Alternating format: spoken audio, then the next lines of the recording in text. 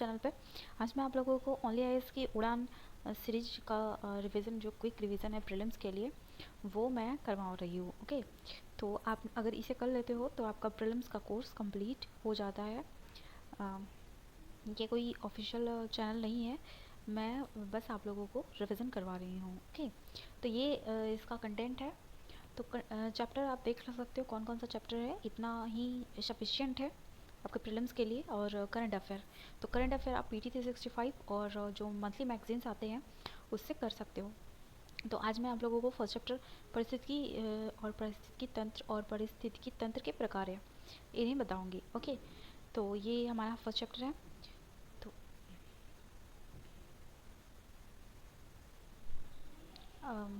Okay, तो ये पर्यावरण जैविक और अजैविक घटकों से निर्मित एक प्राकृतिक परिदृश्य को पर्यावरण कहते हैं। ओके गाइस, तो आप यहाँ पे देख सकते हो कि ये परिभाषाएं हैं कुछ दी हुई।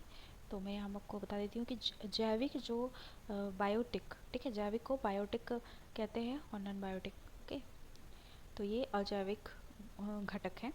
तो मैं आगे आपको बताऊंगी कि जैविक घटक क्या है, अजैविक घटक क्या है। ठीक है, तो जैविक और अजैविक घटकों से निर्मित जो प्राकृतिक परिदृश्य है, ओके, उसे पर्यावरण कहते हैं। ओके गाइस, परिस्थितिकी किसे कहते हैं? परिस्थितिकी हमें जैसे कि जैविक और अजैविक जो घटक है, ठीक है, वातावरण के बीच उनके अंतर संबंध को, ठीक है, जैसे कि इन्वायरमेंट में जैविक और अजैविक घटक जो है उसके बीच के अंतर संबंध के अध्ययन को हम लोग परिस्थितिकी कहते हैं। ओके, तो जैविक और अजैविक के बीच की जो अंतर संबंध है उसे परिस्थितिकी कहा जाता है। और परिस्थितिकी तंत्र किसे कहते हैं? तो मैं इसी में आपको बता देती हूँ परिस्थितिकी तंत्र किसे कहते हैं। तो ये जैसे कि किसी जैव मंडल में, ओके, किसी जैव मंडल में अगर जैविक घटक है और अजैविक घटक है, ठीक है, उसके अंतर संबंध से निर्मित संरचनात्मक और क्रियात्मक इकाई को, ठीक है, संरचनात्मक और क्रियात्मक इकाई को, उसके अंतर संबंध जो संरचनात्मक और क्रियात्मक जो इकाई है उसे हम परिस्थितिकी तंत्र के अंदर कहेंगे। और इन दोनों के बीच जो अंतर संबंध है उसको हम परिस्थितिकी कहेंगे। ओके, आवास किसे कहते हैं? तो आवास एक ऐसा स्थान होता है जिसमें सभी परिस्थितिकी उपलब्ध होती है, ठीक है, जो किसी जीव के जीवित रहने के लिए आवश्यक है। ओके फ्रेंड्स, संक्रमिका को इकोटोन भी कहते हैं इंग्लिश में, ठीक है। तो दो या दो से प्लस जो समुदाय होता है उसके मध्य जो संक्रमण क्षेत्र होता है, ठीक है, उसे संक्रमिका कहते हैं या इकोटोन कहते हैं, ठीक है। जैसे कि मैंग्रोव आप देख रहे हो, मैंग्रोव जो होता है वो समुद्री और स्थलीय परिस्थितिकी के बीच एक संक्रमिका कहलाता है, ठीक है। अब निकेत देखते हैं, तो निकेत क्या है कि किसी भी जीव की पारिस्थितिकी तंत्र में उसके स्थान तथा उसकी क्रियात्मक भूमिका को बताता है।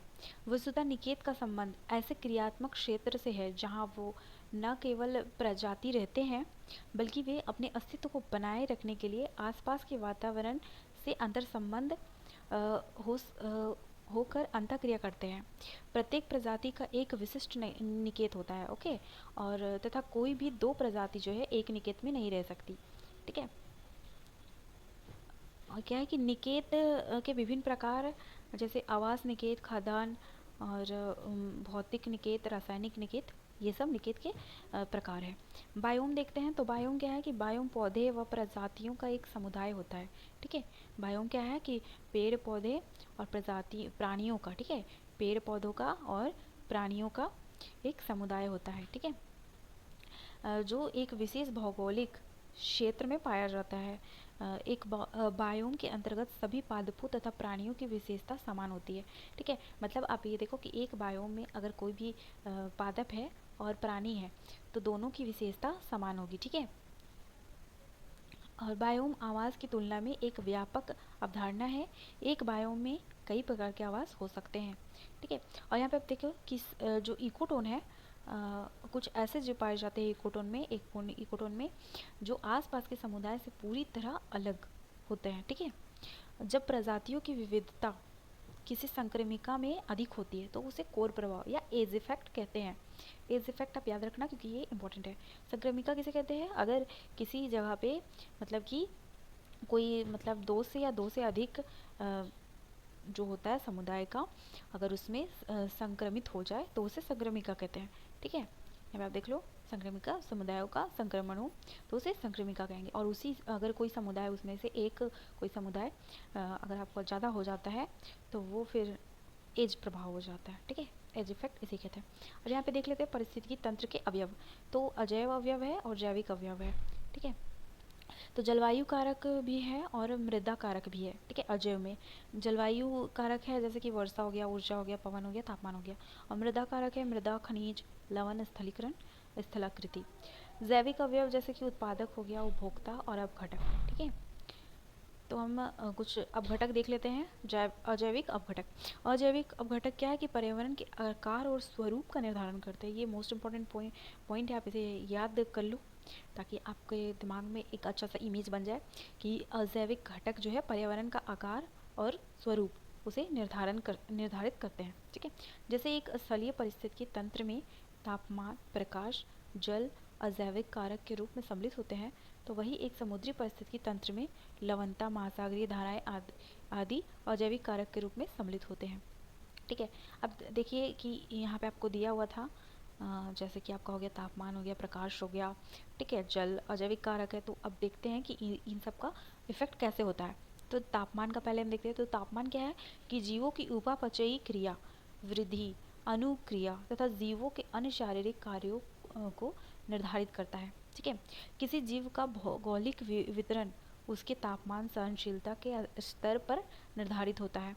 ठीक है, पृथुतापी या यूरी थर्मल ऐसे जीव जो तापमान के एक व्यापक परासर के प्रति अनुकूलन में सक्षम हो। ठीक है, जैसे कि अगर तापमान का एक ऐसा मतलब कि जैसे कि आप रख लो कि 100 डिग्री सेल्सियस है तापमान। ठीक है, तो 100 डिग्री सेल्सियस के प्रति वो कोई भी जीव ऐसा जो उसके प्रति अनुकूलन में सक्षम हो तो उसे क्या है कि यूरी थर्मल कहेंगे। ठीक है, और ऐसे जीव जो तापमान की संकीर्ण सीमा या कम परास तक ही अनुकूलन में सक्षम हो, मतलब कि 100 डिग्री सेल्सियस में वो सक्षम नहीं हो, उसे कम में हो सक्षम। ठीक है, तो उसे तनु तापी या फिर स्टेनोथर्मल कहेंगे।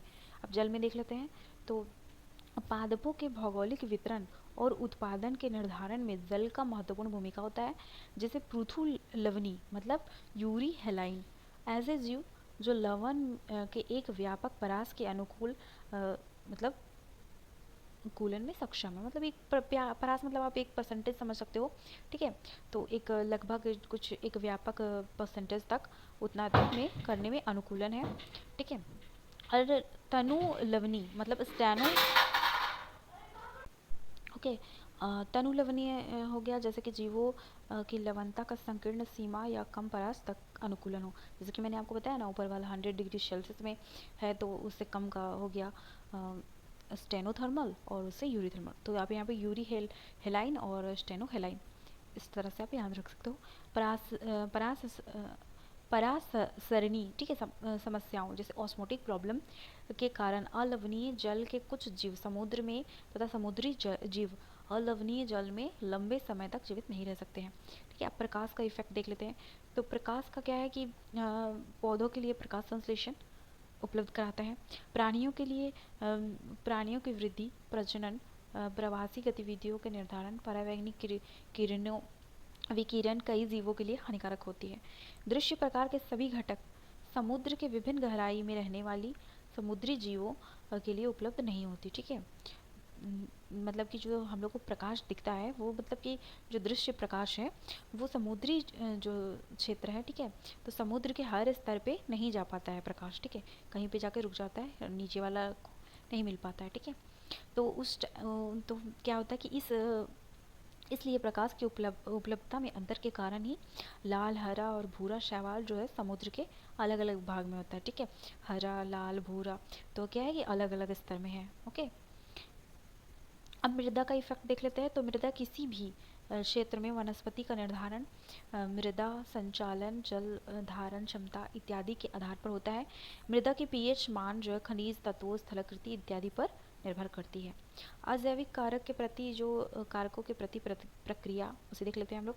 तो चरम वातावरण में रहने वाले जीव तनाव पूर्ण परिस्थिति का सामना या प्रबंधन कैसे करते हैं। विनियमन, रेगुलेट, ओके, रेगुलेट कैसे करते हैं। तो शरीर के तापमान को स्थिर बनाए रखने के लिए ठीक है, जैसे कि शरीर अनुकूल या कभी कभी व्यवहारात्मक अनुकूलन द्वारा तथा समस्थिति आंतरिक शरीर की स्थिरता बनाए रखना, ठीक है, बनाने के लिए। जैसे गर्मी में बाहरी तापमान हमारे शरीर के तापमान से अधिक होती है, तो हम पसीना बहाकर उसे क्या है कि शरीर के अनुकूल बना लेते हैं, ठीक है। प्रासरण सांद्रता की स्थिरता द्वारा, ठीक है, स्तनधारियों जीव जो है वो अपने शरीर के तापमान को स्थिर बनाए रखने में सक्षम होते हैं। अब देख लेते हैं अनुकरण। अनुकरण क्या है? Confirm, okay. 99% जानवर, लगभग सभी पौधे निरंतर आंतरिक वातावरण को स्थिर बनाए रख सकते हैं, ओके।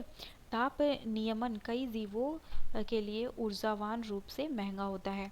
ऊष्मा की प्राप्ति और ऊष्मा ह्रास पृष्ठीय क्षेत्रफल पर निर्भर करता है। छोटे जंतुओं का पृष्ठीय क्षेत्रफल उसके आयतन की अपेक्षा अधिक होती है, इसलिए जब बाहर ठंड होता है तो इनके शरीर में तीव्रता से ऊष्मा का ह्रास होता है, ओके। ऐसी स्थिति में उन्हें चयापचय मतलब मेटाबॉलिज्म के द्वारा शरीर में ऊष्मा उत्पन्न करने के लिए अधिक मात्रा में ऊर्जा खर्च करनी पड़ती है। यह कारण है कि अत्यंत छोटे और ध्रुवीय जो क्षेत्र हैं वहाँ बहुत कम पाए जाते हैं, ठीक है जीव। माइग्रेशन, माइग्रेशन मतलब प्रवासन, ठीक है। जीव अस्थिर रूप से प्रतिकूल निवास स्थान से अनुकूल निवास स्थान में जाने का प्रयास करते हैं, ठीक है। जहाँ उनका कोई भी निवास स्थान है तो वो अगर उनके लिए प्रतिकूल है तो वो ऐसे जगह जाने खोजते हैं जहाँ पर उन्हें सब कुछ वातावरण उनके हिसाब से हो। जैसे कि मैंने आपको बताया था, आवास वो होता है जो जीव मतलब जीवित रहने के लिए वो लोग मतलब कि जीव को जीवित रहने के लिए उसकी आवश्यक चीज़ों को पूर्ति करे, ठीक है। तो ऐसे ही आवास की तलाश में जीव है जो वो माइग्रेशन करते हैं, ठीक है, प्रवास करते हैं। ये बहुत टाइप से हो सकता है, अगर जैसे कि रिसोर्सेस ना हो या फिर कोई डिज़ास्टर आ गया हो या फिर कोई मतलब आप समझ सकते हो इस टाइप से माइग्रेशन होता है, ठीक है। निवास स्थान से अधिक अनुकूल क्षेत्र में प्रवास करते हैं और तनावपूर्ण विकट जो है अवधि के समाप्त होने के पश्चात वापस लौट जाते हैं, ठीक है। उदाहरण के लिए सर्दी के महीने में केवलादेव राष्ट्रीय उद्यान जो है उसमें साइबेरियन प्रवासी पक्षी का आना, ठीक है। तो कुछ प्रवासी पक्षी Siberian crane, Amur falcon, great flamingo इत्यादि। अब निलंबन, सस्पेंड, ठीक है, निलंबन किसे कहते हैं? तो मोटी परत वाले जो बीजाणु होते हैं उनका निर्माण जीवाणु, कवक तथा छोटे पौधे में, जैसे कि निद्रा, निष्क्रियता, डोरमेंसी। तनावपूर्ण वातावरण में जीवों द्वारा चयापचय मतलब मेटाबॉलिज्म गतिविधि में कमी करने के लिए इस प्रक्रिया का उपयोग किया जाता है, ठीक है, ताकि मेटाबॉलिज्म जो है वो गतिविधि जो होता है उसको कम किया जा सके। अब शीत निष्क्रियता, ठीक है, हाइबरनेशन। इस अवस्था में कई जंतु ऊर्जा बचाने के लिए अपने हृदय की गति को धीमा कर देते हैं, ठीक है, और ज़्यादा ऊर्जा खर्च किए बिना सर्दी में जीवित रहते हैं, जैसे कि हो गया भालू, कृंतक एक्सेट्रा। ग्रीष्म निष्क्रियता क्या होता है? एस्टिवेशन। यह जंतु में निष्क्रियता की एक अवस्था है, ठीक है। ये सब भी निष्क्रियता की अवस्था है, ये भी निष्क्रियता की अवस्था है जो शीत ऋतु के बजाय ग्रीष्म ऋतु में होती है, जैसे घेंगा, मछली ये सब करता है, ठीक है। डायपोज, डायपोज किसे कहते हैं? तो डायपोज ऐसी अवस्था जिसमें जीव अपने विकास को नियंत्रण कर देते हैं झीलों और तालाबों में, जैसे कि जू प्लैंकटन। जू प्लैंकटन से क्वेश्चन भी आ चुका है यूपीएससी में, तो आप इसे ध्यान रखना। अब एडेप्टेशन देख लेते हैं। तो एडेप्टेशन अनुकूलन, ठीक है, अनुकूलन किसे कहते हैं? अनुकूलन जीव की ऐसी स्थिति, ऐसी विशेषता है, ठीक है, जीवों की, ये जीवों की विशेषता है अनुकूलन, जो जीवों को पर्यावरण के साथ सामंजस्य स्थापित करने और जीवित रहने में मदद करता है। मतलब पर्यावरण अगर आपके अनुकूल नहीं है, ठीक है, तो जीव अपने आप को पर्यावरण के अनुकूल स्थापित कर लेता है और जीवित रहने में मतलब कि जीवित रहता है उस टाइप से, ठीक है। कूलन का अर्थ किसी भी जंतु या पौधे की संरचना और व्यवहार में उस परिवर्तन से है जो उसे उसके आवास में जीवित रहने में मदद करती है, ठीक है। जैसे उत्तरी अमेरिका रेगिस्तान में कंगारू और चूहा पानी की अनुपलब्धता में भी आंतरिक वसा के ऑक्सीकरण के माध्यम से अपने मूत्र की सांद्रता में वृद्धि कर जल की आवश्यकता की पूर्ति करता है। ओके। और एडेप्टेशन भी अलग अलग टाइप का है, जैसे कि संरचनात्मक एडेप्टेशन, जैसे कि वर्षो उत्सर्जन द्वारा जल की हानि, वा, वा, मतलब वाष्पोत्सर्जन मतलब वेपोराइजेशन, ठीक है, द्वारा जल की हानि कम करने के लिए मरुस्थलीय पौधों की पत्तियां वह तन्ने गुद्देदार होते हैं। पत्तियां जैसे कि आप देखे होंगे कि मरुस्थल जहाँ होता है तो वहाँ पे है कि पौधे की पत्तियां नहीं होती, पत्तियां झाड़ देता है, जैसे कि कैक्टस वगैरह आपने देखा होगा। तो कैक्टस में भी तने जो होते हैं गुद्देदार होते हैं और वो उससे फोटोसिंथेसिस करता है, ठीक है, ताकि जो वाटर मतलब जो वेपोराइजेशन होता है, ओके, तो वो ना हो, ठीक है, पत्ते से उसका नमी ना सोखले हवा, इस कारण से वो क्या है कि पत्तियाँ उसकी झड़ जाती हैं बहुत सारे पेड़ों की, और कैक्टस में तो पत्तियाँ होती नहीं है। ओके, कुछ मरुस्थलीय पौधे की पत्तियाँ नहीं होती है और ये चपटे तने के द्वारा प्रकाश संश्लेषण क्या करते हैं, ठीक है, जैसे ओप्यूनिट। ओके। ऊष्मा की क्षति को कम करने के लिए ठंडी जलवायु वाले स्थानियों के कान छोटे होते हैं, इसे एलन का नियम कहते हैं। ओके। अब एक अभी हमने देखा संरचनात्मक, ठीक है, मतलब संरचना के अनुसार। ओके। और अब देखेंगे शारीरिक अनुकूलन, मतलब कि जो शारीरिक तौर पे अनुकूल अपने आप को वातावरण के हिसाब से करता हो। तो अत्यधिक ऊंचाई पर ऑक्सीजन की कमी होती है, ठीक है, अगर आप हाइट पे चले जाते हो तो हाइट पे आपको ऑक्सीजन कम मिलेगा और नीचे आपको ऑक्सीजन ज़्यादा मिलता है, ठीक है। तो ऑक्सीजन की कमी होने से कमी की पूर्ति हमारे शरीर द्वारा लाल रक्त कोशिकाओं जो रेड रेड ब्लड सेल्स होता है उसके उत्पादन में वृद्धि तथा सांस की गति को बढ़ाकर किया जाता है। जैसे कि आपको मतलब कि आप जब ऊपर चढ़ते हो आप जब, तो सांस की गति बहुत तेज़ हो जाती है, तो उस टाइम क्या है कि शरीर रेड ब्लड सेल्स जो है उसकी मतलब मात्रा को उत्पादन को बढ़ा देता है, ठीक है, तो उससे क्या है कि ऑक्सीजन की पूर्ति हमें होती है। जैव रासायनिक अनुकूलन, कई मछलियाँ और अकशेरुकीय जीव, ठीक है, समुद्र में अत्यधिक अत्यधिक गहराई से निवास करते हैं, जहाँ दबाव सामान्य समुद्री वायुमंडलीय दबाव की तुलना में कई गुना अधिक होता है, ठीक है। मतलब जैसे कि वायुमंडलीय जो मतलब कि एयर का प्रेशर है, ठीक है, तो वो नीचे पृथ्वी के साइड ज़्यादा होता है और ऊपर जितनी आप ऊपर जाओगे तो प्रेशर कम होता है, ठीक है। तो समुद्र जो है वो क्या है कि पृथ्वी से ज़्यादा सटा हुआ है, तो इसलिए यहाँ पे जितना आप नीचे जाओगे तो प्रेशर बढ़ता है, ठीक है, वायुमंडलीय दबाव। तो व्यवहारता अनुकूलन क्या है कि छिपकली जब धूप में रहती है तो उसके शरीर का तापमान कम होने लगता है और जब वह छाँव में रहती है तो उसके शरीर का तापमान बढ़ने लगता है, ठीक है। अब जैविक घटक देख लेते हैं। अभी हमने अजैविक घटक से देखा कि इन्वायरमेंट में, पर्यावरण में क्या क्या मतलब कि इफ़ेक्ट होता है। अब हम देखते हैं कि इससे ये क्या क्या करते हैं, ठीक है। तो उत्पादक जो है वह जीव हैं जो अकार्बनिक, ठीक है, अकार्बनिक पदार्थ के साथ प्रक्रिया कर भोजन का निर्माण करते हैं। ये स्वपोषी हैं, जैसे कि हो गया पौधे हो गया, लाइकेन हो गया, शैवाल हो गया, जो जल, ठीक है, जल और सोलर एनर्जी और CO2, ठीक है, इससे क्या करते हैं वो कार्बोहाइड्रेट में परिवर्तन करते हैं और उससे वो अपना भोजन बनाते हैं। और उपभोक्ता क्या है, जो अपने भोजन के लिए उत्पादक, ठीक है, उत्पादक पर निर्भर हो, जैसे कि ये इस पे निर्भर है। ओके। तो प्राथमिक उपभोक्ता है इसमें, तो प्राथमिक उपभोक्ता वो है जो पादप पर निर्भर है, ठीक है, जैसे कि हो गया आपका खरगोश, बकरी, ठीक है, तो ये सब क्या है कि पादप पे निर्भर है, ये मांस नहीं खाते। और द्वितीय उपभोक्ता है जैसे कि आपका जो शकभक्षी, शकभक्षी मतलब हो गया हार्वीवोरस, ओके, जो ग्रीन पेड़ पौधा खाते हैं, ठीक है। तो हार्वीवोरस को ये शकभक्षियों को खाते हैं, जैसे कि हो गया सांप, हो गया सांप चूहे को खाता है, खरगोश को, भेड़िया, ठीक है, ये द्वितीय उपभोक्ता है। और वे उपभोक्ता जो भोजन पोषण के लिए शाकाहारी पर निर्भर रहते हैं उसे प्राथमिक मांसाहारी कहा जाता है, तथा वे उपभोक्ता जो अपने भोजन के लिए प्राथमिक मांसाहार पर निर्भर है उसे द्वितीयक मांसाहार कहा जाता है, जैसे शेर, भालू, मनुष्य। ओके, द्वितीयक मांसाहार, ठीक है। यहाँ पे प्राथमिक उपभोक्ता देख रहे हैं, उसके बाद फिर मांसाहार है, ठीक है, प्राथमिक मांसाहार और द्वितीयक मांसाहार, ठीक है, फिर आप यहाँ पे प्राथमिक उपभोक्ता नहीं कह देना। अब अपघटक आप देखते हो जैसे कि अपघटक वे जीव हैं जो भोजन के लिए मुख्य रूप से मृत जीवों या जीवित जीवों के अपशिष्ट पर निर्भर रहते हैं। ठीक है। अपरदन डेट्रीटिवोरस। डेट्रीटिवोरस क्या है कि वे जीव हैं जो कभी कभी अपघटकों के जैसा व्यवहार करते हैं, लेकिन दोनों में अंतर है। जैविक पदार्थ के विघटन प्रक्रिया में निहित होते हैं। ठीक है, दोनों। डिट्रीवोरस क्या है कि जैविक पदार्थ का पाचन कर, ठीक है, पाचन कर पोषण को प्राप्त करते हैं। ठीक है, मतलब कि जैविक पदार्थ को खा लिए, उसका पाचन हुआ, तब उन्हें एनर्जी मिला। ठीक है। और क्या है कि अपघटक जो है, अपघटक को पोषण प्राप्त करने के लिए जैविक पदार्थों के पाचन की आवश्यकता नहीं होती है। ओके।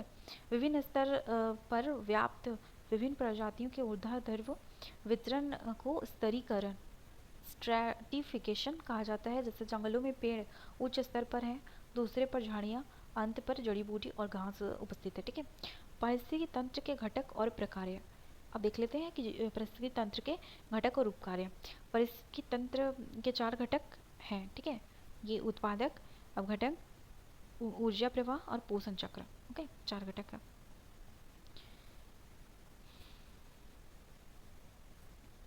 अब उत्पादक को देख लेते हैं। तो उत्पादक के क्या है कि बायोमास उत्पादन की दर को उत्पादक कहा जाता है। ठीक है, उत्पादकता। ओके, उत्पादकता है, सॉरी, उत्पादन में बोल रही हूँ, उत्पादकता। ठीक है, बायोमास उत्पादन की दर को, मतलब कि जो उत्पादन हुआ है तो उसके बायोमास से, ठीक है, उसके उत्पादकता कहा जाता है, उसके दर से को। ठीक है।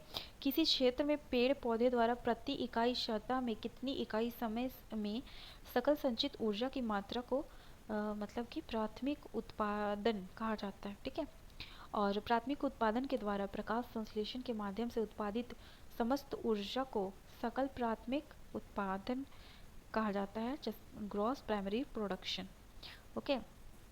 शुद्ध प्राथमिक उत्पादन क्या है कि सकल प्राथमिक उत्पादन जीपीपी में श्वसन क्रिया में उत्पन्न हुई कुल ऊर्जा की मात्रा को घटाकर। और पेड़ पौधे भी सांस लेते हैं ना, तो जितना वो ग्रॉस उत्पादन किए हैं, एनर्जी जो जितना उत्पादन वो किए हैं, ठीक है, तो उसमें वो CO2 को छोड़े भी तो है, तो उसमें एनर्जी उनका बाहर भी हुआ है, मतलब ऑक्सीजन को छोड़े हैं तो, ठीक है, तो उनका बाहर भी मतलब एनर्जी निकला है बाहर, तो उसे घटा देंगे तो NPP आ जाएगा। ठीक है। द्वितीय उत्पादक को उपभोक्ता द्वारा नए कार्बनिक पदार्थों के निर्माण की दर के रूप में परिभाषित किया जाता है।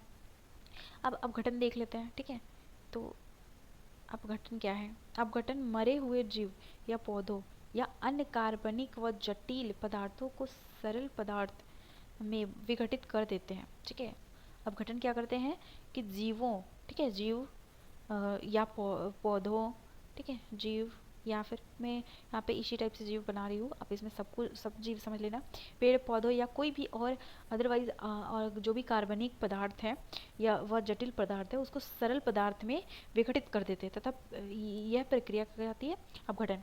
अपघटन की प्रक्रिया के महत्वपूर्ण चरण जो है, जैसे विघटन है, निक्षालन है, अपचयन है, ह्यूमस है और निर्माण है, और खनिजीकरण। ओके, अब एक एक करके सबको देख लेते हैं। तो विघटन क्या है? विघटन में केचुए अपरदन को छोटे कण में विभाजित कर देते हैं। ठीक है, अपरद को। जब जल के साथ खनिज तत्व व अकार्बनिक तत्व मृदा में समाहित हो जाता है, तब यह प्रक्रिया निक्षालन कहते हैं, इस प्रक्रिया को। ओके, जीवाणु और कवक एंजाइम अपरद को अलग अलग कार्बनिक पदार्थों में विघटित कर देते हैं, मतलब जीवाणु और कवक। ठीक है, तो इस प्रक्रिया को अपचयन कहते हैं, मतलब कि कैटाबॉलिज्म। ओके, ह्यूमस का निर्माण खनिजीकरण मृदा के अपघटन से होता है। मृदा में पाए जाने वाले गहरे भूरे रंग के पदार्थ को ह्यूमस कहते हैं। यह प्रकृति की कोलाइडी होता है तथा इसमें पोषक तत्वों का भंडार होता है। कुछ जीवाणुओं द्वारा ह्यूमस को अधिक विघटित करने पर अकार्बनिक तत्व के रूप में खनिज की प्राप्ति होती है। यह प्रक्रिया खनिजीकरण कहलाती है। अपघटन अत्यधिक ऑक्सीजन की आवश्यकता वाली प्रक्रिया है। अपघटन को नियंत्रित करने के लिए कारकों में तापमान और मृदा की नमी सबसे महत्वपूर्ण है। ठीक है। अब लिग्निन और या फिर काइटिन, आपने नाम तो सुना ही होगा काइटिन की मात्रा अधिक होने पर अपघटन की दर धीमी हो जाती है। ठीक है। अगर लिग्निन या उसे काइटिन भी कहते हैं, उसकी मात्रा अगर अधिक हो गई तो अपघटन धीमी हो जाएगी। जब नाइट्रोजन और जल की मात्रा अधिक होने पर अपघटन की दर ज़्यादा हो जाता है, मतलब कि जबकि ओके अगर किसी चीज़ में काइटिन होगा तो उस चीज़ का अपघटन धीमा होगा, और अगर किसी चीज़ में ऑक्सीजन या फिर नाइट्रोजन होगा तो उसका मात्रा मतलब कि वो तीव्रता से घटित अपघटन होगा उसका। ठीक है। अब ऊर्जा प्रवाह देख लेते हैं, थर्ड जो है।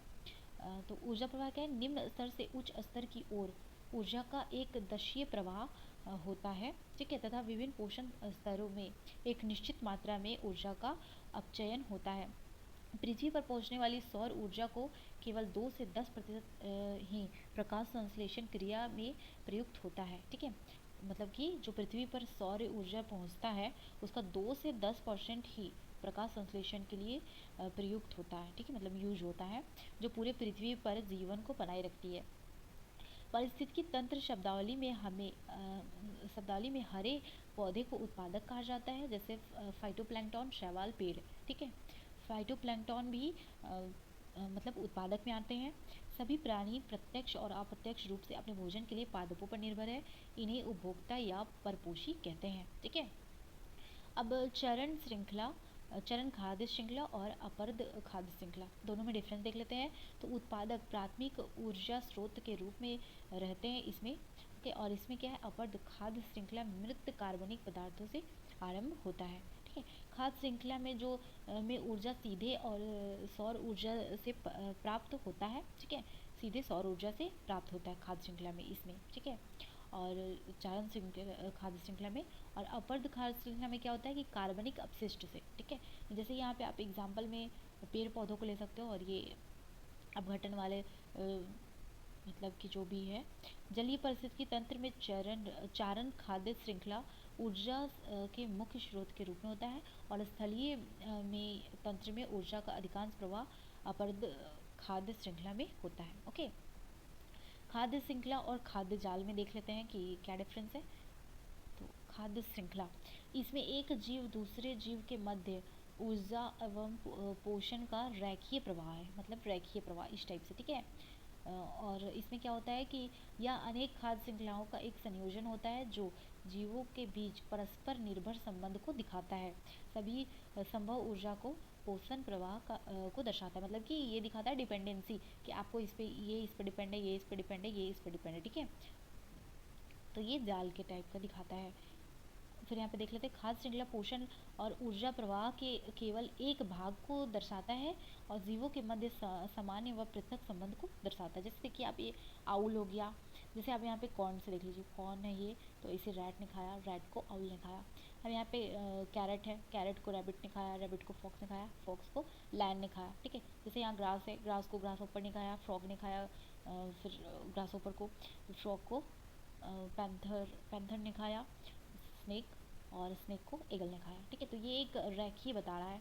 ओके। डिपेंडेंसी नहीं बता रहा है सबका फिर ये स्पेस पे। और ये क्या है कि अधिकांश जीवों को भोजन के लिए एक से अधिक विकल्प प्रदान करता है। ठीक है। तथा जंतु विभिन्न खाद्य श्रृंखला के सदस्य हो सकता है एक जंतु। ठीक है। जिसका कारण उनके जीवित रहने की संभावना बढ़ जाती है। ओके। तो ये आप देख सकते हो यहाँ पे कि ग्रीन जो पेड़ है, ठीक है, पेड़ को रैबिट भी खा सकता है, यहाँ पे माउस भी ठीक है, माउस भी खाएगा। फिर माउस को क्या है कि स्नेक भी खाएगा, आउल भी खाएगा। ठीक है। अब माउस को ये भी खाएगा, क्या नाम है इसका, वाइल्ड, ठीक है, ये भेड़ होगा। ठीक है। तो ये भी खाएगा, रैबिट को भी खाएगा। अब लायन जो है सो रैबिट को भी खाएगा, वोल्फ को भी खाएगा, गॉट को भी खाएगा। ठीक है। और ईगल स्नेक को भी खाएगा। तो ये सब एक दूसरे पर डिपेंड है, ये इसको भी खा सकता है, इसको भी खा सकता है, इसको भी खा सकता है। ओके। और यहाँ पे क्या है कि आपको सिर्फ एक सीधी श्रृंखला में दिया हुआ है कि ये इसे खाएगा, इसे खाएगा, इसे खाएगा, और वही इसको सर्कल दे देता, तो फिर ये खाद जाल हो जाता। ठीक है। अब यहाँ पे देख लेते हैं पारिस्थितिकी पिरामिड। ठीक है। इकोलॉजिकल पिरामिड, खाद्य श्रृंखला में विभिन्न पोषण स्तर में प्रजातियों की संख्या, सकल बायोम बायोमास तथा ऊर्जा की सुलभता, ठीक है, एवं पर्याप्तता में इस तरह से ह्रास होता है कि उनका आकार पिरामिड जैसा हो जाता है। जैसे इसे परिस्थिति की पिरामिड कहते हैं। इसके 3 भाग हैं, ठीक है।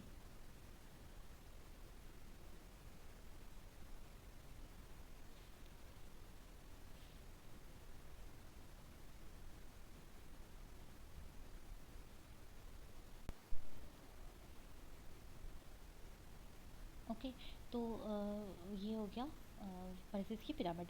3 टाइप का होता है, संख्या पिरामिड, बायोमास पिरामिड और ऊर्जा पिरामिड, ठीक है। तो संख्या पिरामिड देख लेते हैं पहले। ये रहा संख्या पिरामिड, ठीक है। तो प्रत्येक पोषण स्तर पर विभिन्न जीवों की संख्या को दर्शाता है। संख्या पिरामिड सीधा या उल्टा दोनों प्रकार का हो सकता है। सीधा कब होगा कि निम्न पोषण स्तर से ऊंचे पोषण स्तर में जीवों की संख्या में कमी आती है, मतलब कि निम्न से ऊपर अगर जाएगा तो जीवों की संख्या में कमी आती है, ठीक है। जैसे घास एवं तालाब पारिस्थितिकी तंत्र है। और उल्टा कब होगा कि निम्न पोषण स्तर से उच्च पोषण स्तर में जीवों की संख्या वृद्धि होती है, ठीक है। जैसे कि वन पारिस्थितिकी तंत्र हुआ, ठीक है। यहाँ पे आप देख सकते हो, मैं अच्छे से आपको एग्जाम्पल के थ्रू दिखाती हूँ। ये रहा अपराइट पिरामिड, जैसे कि यहाँ पे देखिए आप, इसकी संख्या ज़्यादा है, फिर इसकी और फिर ये कम है। और इसमें है कि ये कम है, फिर इसका ज़्यादा है, इसका ज़्यादा है और इसका सबसे ज़्यादा है, ठीक है। तो ये हो गया आपका सीधा पिरामिड और ये उल्टा पिरामिड। अब बायोमास के हिसाब से देख लेते हैं, ये संख्या के हिसाब से क्या। अब बायोमास के हिसाब से देख लेते हैं, तो सभी पोषण स्तर पर भंडारित समस्त जीवों के शुष्क भार को दर्शाता है, ठीक है। और क्या है कि प्रत्येक पोषक स्तर पर किसी विशेष समय तथा किसी विशिष्ट क्षेत्र में विद्यमान समस्त जीवों के कुल भार को खड़ी फसल कहा जाता है, ठीक है। तो अब सीधा इसमें भी होता है और इसमें भी उल्टा होता है। तो ये रहा, जैसे कि आधार पिरामिड का आधार प्राथमिक उत्पादक वर्ग से बनता है तथा शीर्ष पर एक लघु पोषण स्तर होता है, जैसे स्थल पर पाया जाने वाला अधिकांश पारिस्थितिकी तंत्र। उल्टा कब होगा, जैसे कि जलीय पारिस्थितिकी तंत्र में बायोमास पिरामिड उल्टा हो सकता है इसके विपरीत। अब देखिए यहाँ पे आपको दिखाता है, यहाँ क्या है कि मतलब ये है यहाँ पे, तो ये मतलब कि इसका जो है ऊर्जा जो होगा यहाँ पे, ये 1000 kg होगा और इसमें इसका 10%, 100 के